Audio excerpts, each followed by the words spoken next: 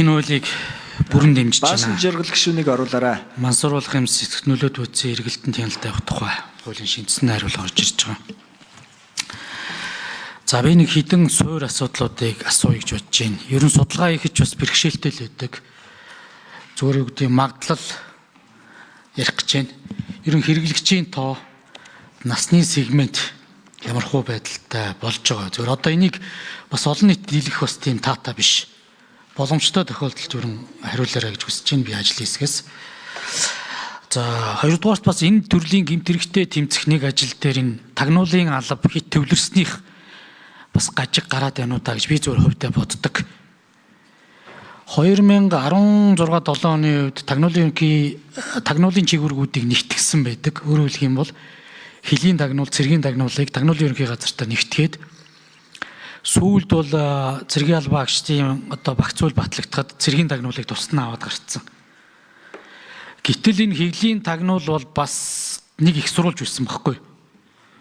Тагнуулын ерөнхий газар бас нэг их сурулж энэ дээрээсээ бас их сурвалжуудаа тулгаад энэ гэмтэргүүдийн илрүүлэлт өгнө гайгүй байд юм шиг санагддаг.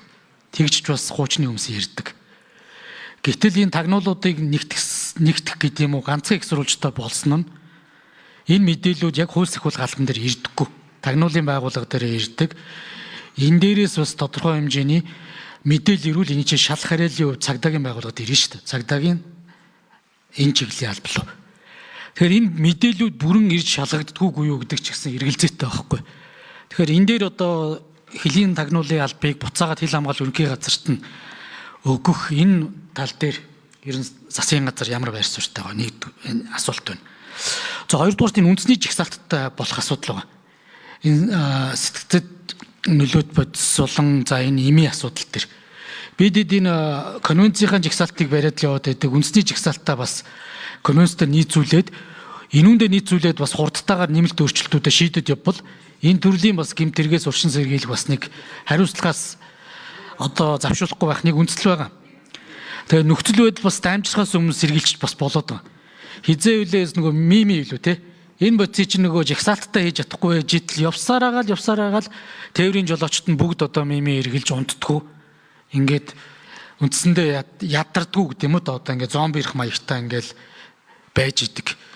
Ийм юм л орцсон. Тэгээ энэ сүулдэ ингээд залуу илүү хэрэглэгчлөө ингээд орчод байгаа байхгүй. Тэгэхээр энэ үндэсний жигсаалт гэж одоо бий болгож гаргах уу? Энэ дээр бас нэг хариулт өгөөч. За ял хариуцлагын үед салах ёстой синтетик буюу лабораториор гаргаж авж байгаа хар тамхин дээр илүү их ял хариуцлага өгөх ёстой. Байгалийн гаралтай дээр бол одоо тодорхой хэмжээ.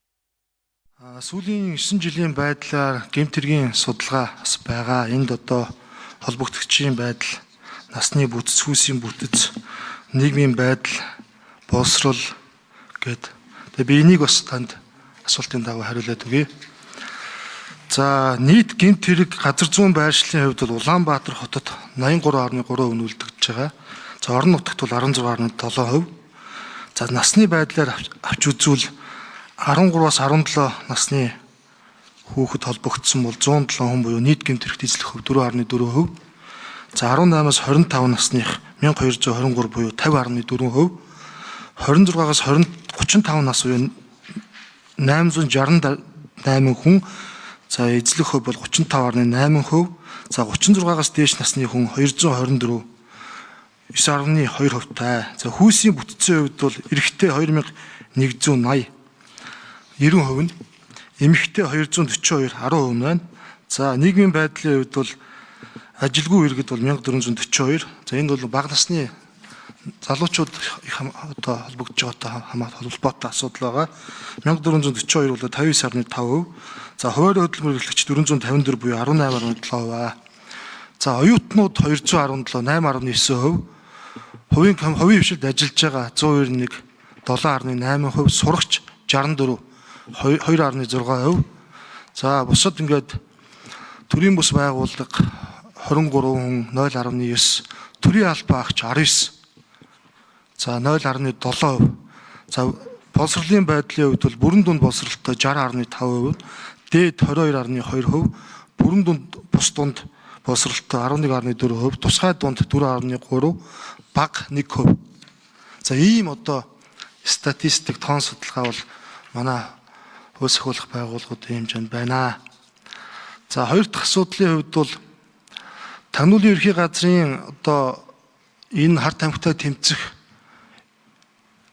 үйл ажиллагааны хүрээнд гүйцэтгэж байгаа гол асуудал бол хөлийн одоо гадаадаас орж ирж байгаа энэ одоо гэмтэрхтэй тэмцэх асуудал байгаа.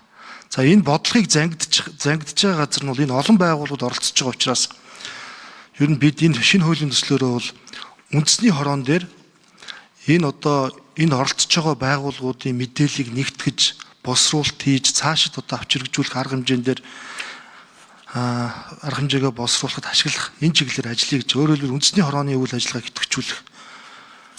Мэдээж энэ гэмтэрхтэй тэмцэх үйл ажиллагааны өрөөнд Тагнуулын ерхий газар за хил хамгаалалт гүйцэтгэх хариулах уу? За 3 дугаар микрофон. Цагдаагийн байгууллага гээд олон байгууллагуудын оролцоо байгаа. Өөр өөрийн чиг үүргийн хүрээнд энэ харт тамхитай тэмцэх үйл ажиллагаанд оролцоод чиг үүргээ бүрэн дүрээр хэрэгжүүлээ явж байгаа. За 3 дахь асуудалд тийм ээ таны хэлж байгаа үнэн бид бас энэ үндэсний чагсаалт заавал байх ёстой гэж үзэж байгаа. Өөрөөр хэлбэл одоо 1961 оны конвенц, 71 оны конвенц, 89 оны конвенцийг аваад үзэхлээр энэ конвенцуудад өөрчлөлт оруулах энэ асуудал бол 1-2 жилийн хугацаа шаарддаг. Гэтэл энэ шинэ төрлийн синтетик химийн гаралтай энэ одоо бодисууд бол маш хурдан өөрчлөгдөж байгаа. Тийм учраас энийг бол олон улсад байгаа сайн жишг бол ер нь үндэсний жагсаалттай болж энэ ял завшуулахгүй байх, гэмт хэрэгтээ үр дүнтэй тэмцэх энэ одоо арга ажиллагаанд ашиглаж байгаа. Тийм учраас бид бас хуулийн төсөлтөө үндэсний жагсаалттай болох.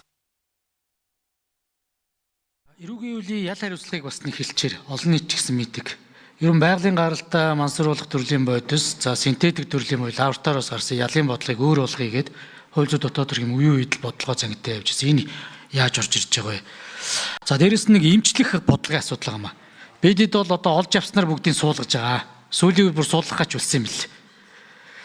За тэгээд энэ хэрэгжилж байгаа нөхдүүдийн чи одоо эмчлэх асуудлыг архины сангаар дамжуулаад дэлгэцийн дон, архины дон, мансууруулах дон эмчлэгээд архины сан дээр чи 20 тэрбум төгрөг цуглагчаад байдаг.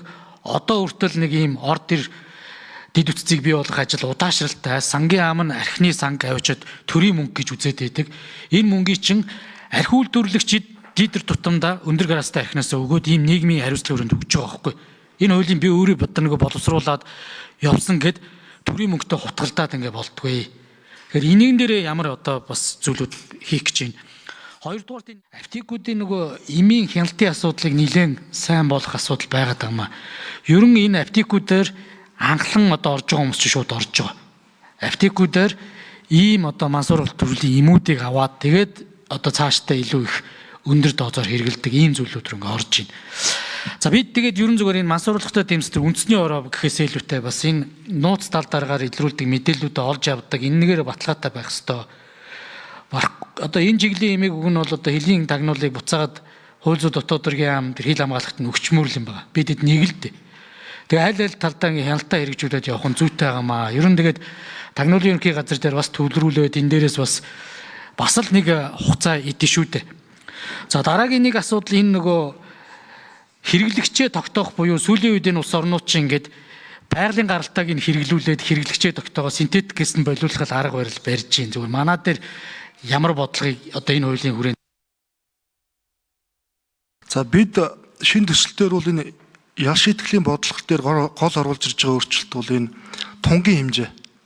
Өөрөөр хэлбэл одоо бол өнөөдөр хүчин төгөлдөр үйлчилж байгаа эрүүгийн хуулиар бол ямар хэмжээний тун хэмжээний хувьд харт тамхи одоо төрлийн бодис хэрэгснээс үл хамаарад яг адилхан ялын бодлого хэрэгжиж байгаа. Тэгээ энэ одоо шүүхтэр хууль хэрэгжилж байгаа байдлыг харахаар их хэмжээний тун хэмжээтэй одоо энэ харт тамхины хууль бус хэрэглээтэй холбоотой асуудал төр зарим тохиолдолд тэнцэх ял онооцсон. Гэтэл харьцангуй бага тун хэмжээтэй энэ одоо харт тамхины төрлийн бодис төр бол илүү чанга ял онооцсон. Тэгэхээр энэ юунаас харагдаж байна гэхээр бид бас энэ олон улсын жишгийг барьж энэ одоо харт тамхитай холбоотой тодруулж нэгдүгээрт сайн зураг гишүүний асуусан энэ Мансууруулах хүчийн төрөл хэмжээнээс хамааруулан энэ ялын бодлогыг ялгаатай тогтооё гэж. Бүр цаашлах юм бол тусгай зөвшөөрөлтөө ММ хэрэгсэл хангалт нийлүүлэлтийг хийдэг байгууллагууд, түүнийг ашигладаг байгууллагууд хэрвээ хууль бусаар энийг эргэлтэнд оруулсан байх юм бол мөн гэмт хэрэг тооцдог байх. Ийм тогтолцоор орвол нэгдүгээрт ингэж. Хоёрдугаарт архины борлуулалтаас бүрдэх сан гэж бий. Энэ бол өртсөн сэргийлэх бөгөөд энэ донтолт хэрэглээтэй холбоотой эмчилгээнд зориулах ёстой ийм зардал. Гэхдээ төсвийн тухай хууль бусад хууль тогтоомжоос болоод энэ зарцуулагдж чаддгүй яваад идэг ийм хөрөнгө санхүүгийн их усрууд бий. Өнөөдрийн байдлаар энэ санд 23 тэрбум төгрөг байна. Энийг энэ төсөв санхүүгийн бодлоготойгоо уялдуулаад бид нурцсан сэргийлэх төвүүдийг барьж байгуулах, эмчилгээ онцлогоонд зориулах. За энэ хуулийг хилцхийг дэмжиж байна. Тэгээ яралтай ажлын хэсэг гараад бас нэг алгууруулахгүйгээр энэ зуны хугацаанд намрын жуулгандаа батлаа гэсэн ийм л төлөвлөгөө гаргаж ажилласаа гэж хүсэж байна. Ерөн зүгээр харт амих мансууруулах байц хэрэгэлдэг энэ хүмүүс хаана хандхаа мэдэхгүй байгаа. За ингэ дөнгөж хэрэглээд эхлэнгүүт нь ээж аав эцэг эхчүүд хаана авчиж хүүхдээ энэ эмчилгээ сэтгэл зүйн асуудлыг энэ засваа гэдэг асуудлаа мэдэхгүй байхгүй л дээ. Тийм учраас энэ чиглэлийн тэмцэх гэдэг юм өрсөн сэргийлэх бодлого угаасаа байхгүй байгаа байхгүй. Энийг л мэдэрч өгнө архины тухай хууль гаргаад тэр үйлдвэрлэгч буюу нийгмийн хариуцлага өрөөнд өгч байгаа шүү. Тэр улсын мөнгө биш. Тэр үйлдвэрлэгч нар бас 50% нь орж ирж хяналтаа тавьж яг зөв зарцуулж гинүү гэж зүйл дээр хяналт тавих гэж орж ирсэн. Манай гишүүд бас буруугаар ойлгоод ирлээ. Тэр архи үйлдвэрлэгч нар энэ чиглэлээр зөвхөн архины дон биш, дэлгэцийн дон, энэ мансууруулах дон дээр хүртэл имчилгээд эмнэлэг барихын үйл ажиллагаа, энэ чиглэлийн үйл ажиллагааг санхүүжүүлэхэд дэмжиж байгаа байхгүй. Гол нь сангийн мөнгөний өгөхгүй шүү дээ. Тэгээд анхудаа бас төр гэдэг юм 23 тэрбум төгрөг босгочоод байдаг. Зарцуулж болдгоо. Яриа л байдаг. Харамсалтай байгаа байхгүй. Тэгэхээр энэ жоохон арга барил юмнуудаа өөрчлөмөр. Энийг усын төсвөө санхүүжүүлнэг бол угаасаа мөнгө тавигдахгүй. Энийг би сүүлийн 20 жилийн туршлагыг нь бас судалсан учраас л ийм юм хийсэн. Тэгээ 23 тэрбум төгрөг босгож өгөөд байдаг, зарцуулж болдгоо харамсалтай байгаа байхгүй. Ийм л байна. За дээрэс нь энэ чиглэлийн өрсөн сэргийлэх эмчлэх бодлогын энэ чиглэлийн бодлогоо барихаасаа гадна энэ химийн гэдэг юм уу синтетик төрлийн мансууруулах байц хэрэглэх энэ юунаас нь аль болохоор оруулчихгүй шиг дэлхийн улс орнууд барьж байна. Канабис ч гэдэг юм уу байгалийн юмнаас нь баг зэрэг эмчийн жороор олгож энэ багаар тунгийн багсгаад ингээд эмчлэх бодлого руу явж байна. Энийг зүгээр нэг үг болгоод илэн талангуу бас судалж яриарай. Түүнээс биш энэ эмчилгээ чинь шууд эмнэлэгт аваач гардаг хэд биш. Доороо иж 2 жил. Бараг синтетик төрлийн бодисын хэрэглээнд орвол идэхгүй. Ингээд дуусах байгаа гэсэн үг. Ийм л хатуу хувь тавилан хүлээж идэг. Тэгэхээр энийг анхаарай. Тэгээд хууль сахиулах байгууллагын ажлын уялдаа би яг хэлж байгаа. Тагнуулын байгууллагатайгаа мэдээлэл солилцох ажиллагаа байгаа л баг. Гэхдээ ерөн зүгээр цаашдаа бүтцийн өвчгсөн энэ хөлийн тагнуул энтрийг нь буцаагаад өгөөд харилцан бие биедээ хяналттай мэдээлэл солилцдог. Шуурга мэдээлэл авах болцоотой байдлаар ингэ зохион байгуулахгүй бол энэ ил дал дараагаар үлдэгдэг гэмтэрэг би харт амиг тээвэрлж ир гэж хинч хэлэхгүй байхгүй. Улам нарийсаад байгаа. Энэ дандаа нууц туршуулын аргаар л илэрнэ. Энэ дээр бидэд бодиттой алхам хийж энэ хууль сахиулах байгууллагын бүтэц чигүүргэж гисэн эргэж харахгүй бол бүтэхгүй. Яг үндэ хэлгээд хөлийн тагнуулын ерөнхий газарт очиод тагнуулчин өөрөө энэ чиглэлийн хууль сахиулах байгууллага биш байхгүй да. Тийм л зүйлүүд байна. Тэгээд энийг илэн далангуй яриад бас энэ асуудлаа шийдэхгүй бол ерөн гамшигын хэмжээнд төрсөн шүү. Энэ баар савуудаар ч баг хэрэглээ энэ төр явдаг бүр тийм тустаач бас зориултын газрууд бий болцсон юм бэл. Тэгэхээр энийг ингэж анхаарч цаашдаа бодлогын өөрчлөлтийг яаралтай хиймээр байна л гэж зүйл хэлээ.